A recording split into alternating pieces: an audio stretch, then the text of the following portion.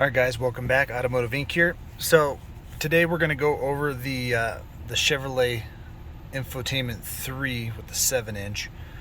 It's a pretty simple system to get used to, but just kind of a quick thing. This is basically what it's going to look like when you get in here.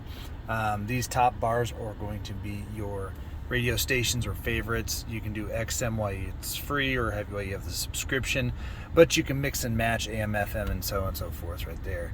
The home button down here takes you to all your guesses. This is a quick link for your music, phone, and then if you have navigation or use on-store nav, you can use that.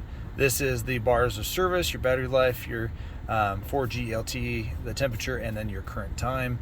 If you hit home here, this is where you can go into your audio, pick between your AM, FM, and your different types, Android Auto, Bluetooth, whatnot, or if you have a USB type in there.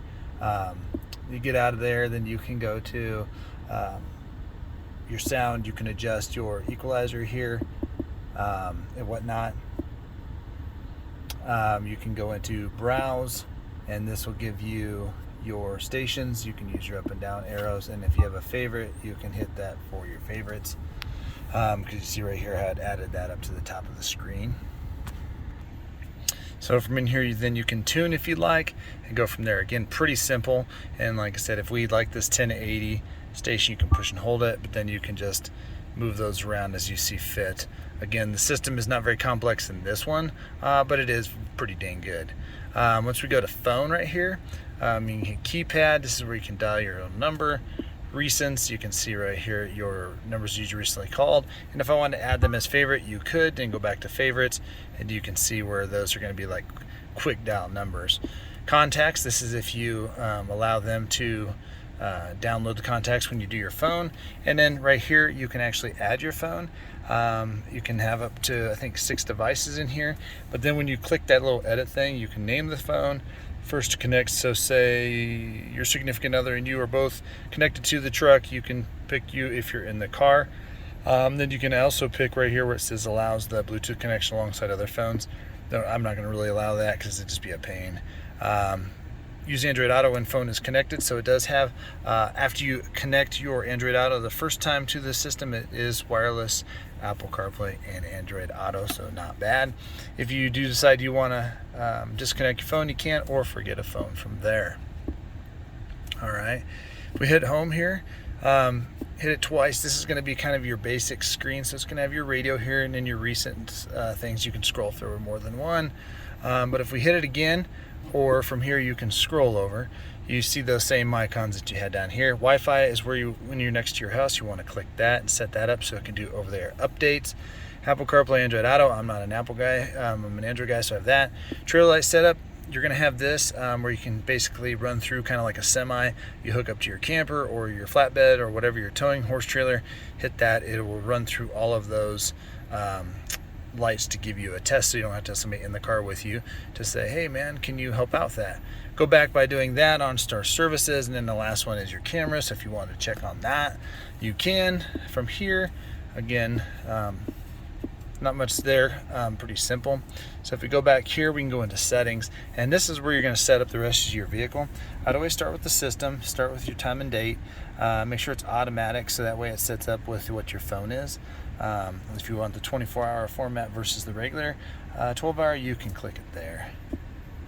Languages, phones, Wi-Fi networks, privacy right here, location services. I turn all of this on because I want them to be able to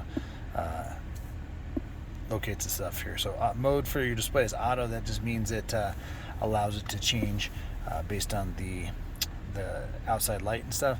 Sounds, again, maximum startup volume.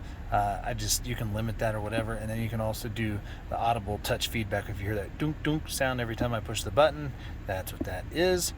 Updates, if you go into here, you can manage favorites. This is where you can delete your radio stuff, your phone favorites, and your nav favorites. This does not have factory nav, but you can delete that and also set your number of favorites. So you see, if you really love a lot of different stations, you can have up to 40 pages of setups. I haven't done any of those. Updates, this will check and see if the last update it has, and just make sure it's good. but I don't have it connected to the Wi-Fi, and it'll only do it when it's at the Wi-Fi. Here we go, right here, your apps, and your audio, your tone settings. Again, you can find those in the sound, your fade. Pretty simple there. Manage your favorites again. RDS is radio data, so that kind of tells you what the song is playing if the station offers it. Explicit content filter, kind of neat if you want to turn that on. Basically, let's see if it tells us, but it basically limits explicit channels or music when the station dictates there's explicit stuff. So probably just on XM basically. You can manage your devices or reset the music index from there. From there you can go into phone, tells you your number, everything like that. Get out of here and we go to vehicle. Rear seat reminder, that means every time a rear door is opened while the vehicle is running and then it shuts off, it's going to tell you to check that seat to make sure you don't leave your baby in here. If you have to use this, you might want to see the doctor about maybe some issues with your memory, but nonetheless, if you want to turn it off you can, or you can leave it on if you like it. Maybe you have something that you put in there every day, want to remind you to check out your computer or something. Buckle to drive, this feature I don't like.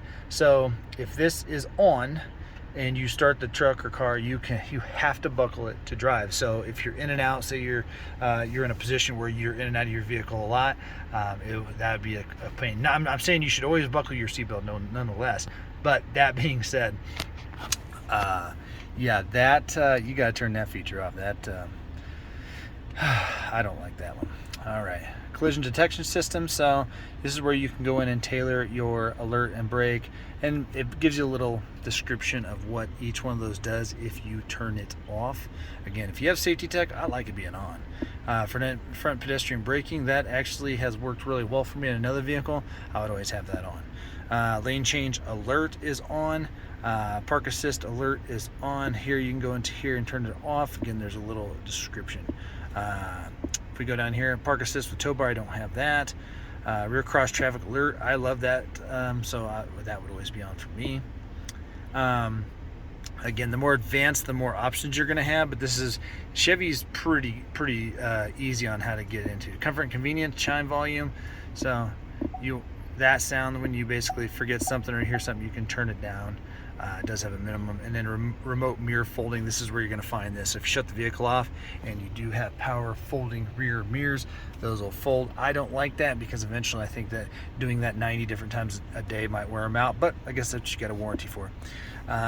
We go into here and go to lighting. This is where you can vehicle locator lights. So if you hit your unlock button or the app and hit unlock or locate, the lights will flash. Exit lighting, this is how long the headlights will stay on if they're actuated before they shut off. I like 60 seconds. That way it gives my wife or somebody else plenty of opportunity to walk somewhere safe with the lights on. Power door locks, auto door unlock delay, and delay door lock. So that's if you put it into, say, reverse or drive. I have it automatically set to lock. And then we have remote lock and unlock. So you have remote unlock light feedback, flash lights. Turn that on or off. Remote light feedback. You can turn off the horn and do just lights only. So if you like locking it at night. Remote door unlock, I like it doing just the driver's door. Again, this is a safety thing for me. That way if the wife's at the gas station, she hits the unlock button and walks out, somebody can't jump in the door with her. Or sorry, in the opposite side. Remote window operation. So this right here, if you turn that on, remote window operation allows you to control your windows with your remote key. I don't like that because I've actually bumped my key in my work truck and rolled down the windows when I had stuff in there. It was too important. So remote vehicle from avert alert, which means it just dings when you that leaves, but if you want to step out a lot with your key in your pocket, you got to shut that off. You don't want it to ding. And remote left in the vehicle right there. Teen driver I wouldn't use, but that's a whole different system if you want to keep track of the kiddos when they're driving it. Valet mode just basically kind of locks down the system. So if somebody's valet parking your vehicle, you can keep them out of most of the system. But we go back here, and again, that is pretty much a simple tutorial on that. We go into Android Auto real quick. The screen is really sharp. I mean, for as small as the map is, it is a very sharp map. In comparison, like Again, this is all going to come down to the resolution of the actual screen. For the general, the screen is just a little grainy, but nonetheless, like that. Android Auto works the same in every vehicle, irregardless. Oh wait, somebody's going to say that's not a real word again. Well, irregardless, then you can do what you want into here, and if you have questions about Android Auto, I'd specifically just look up a tutorial on that. I don't use this, although if I needed GPS, I'd probably use it because I use Google Maps, and it is one way to do that. But I listen to too much music, so but it is really good quality when it comes to the maps and everything like that. And it is nice when you can say, you can hit the button here. Hey, text baby.